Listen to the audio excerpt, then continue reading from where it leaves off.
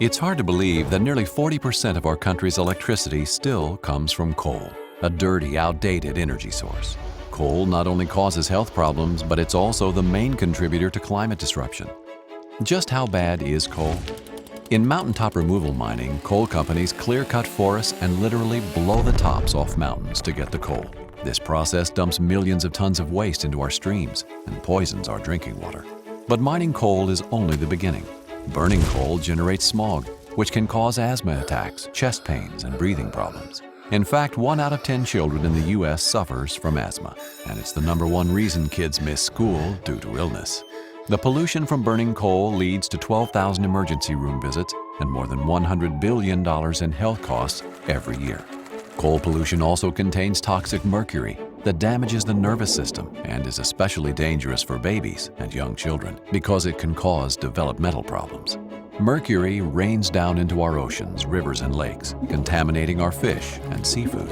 And even after coal is burned, the waste that's left over is bad for our health. Each year, coal plants generate more than 140 million tons of toxic waste called coal ash that's stored in thousands of pits across the country. Enough toxic waste to fill more than 400,000 Olympic-sized swimming pools. Living near a toxic coal ash pit can be worse for kids' health than smoking a pack of cigarettes a day. The good news is that the United States has become an international leader in reducing carbon pollution, largely because we are retiring coal plants and replacing them with clean, renewable energy nationwide. The amount of electricity America gets from wind and solar power has more than doubled in the past few years. Iowa and South Dakota are already getting more than 20% of their energy from wind power, and in 2012, 10 states got more than 10% of their energy from wind. Coal is making us sick, and it's time to make this toxic, outdated energy source history. Let's create a clean energy future for our country and for our kids. Let's move beyond coal. I was born in 1929. That's significant because it was the era of the Great Depression and also the Second World War. During that time, that was the coal era. From 1929, I remember as a child forward, coal was used primarily for the energy. The trains were steam engines that operated on coal. And in the wintertime, people heated their house with coal. I remember as a child that the situation, the smell in the air at night was so bad that you didn't dare to go out. You feel like you get sick from the smell. It had many consequences in my area. I was lived at that time in the suburbs of Cincinnati, Ohio.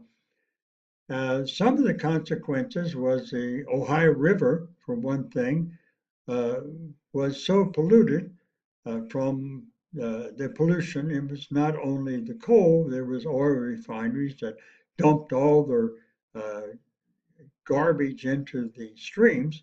The fish were totally destroyed. Also, everywhere you saw, you could see there was uh, this ashes of the coal. Uh, in those days, people washed their clothes and hung them outside to dry. Often you'd have to do your laundry again from all the ash in the air that fell on the clothes and got them dirty again. In those days, pollution was not even considered. It was just all part of what you had to do in order to have a good life. And thank goodness, some years later, the gas came in and changed the situation as far as house heating is concerned. And then later, the diesel came in to eliminate the uh, coal-fired steam engines. I wouldn't want to go back to that area, believe me, uh, as Donald Trump would like us to. No, sir, I would not want to go back to coal. We made great progress regarding renewable clean energy, and we should continue in that way.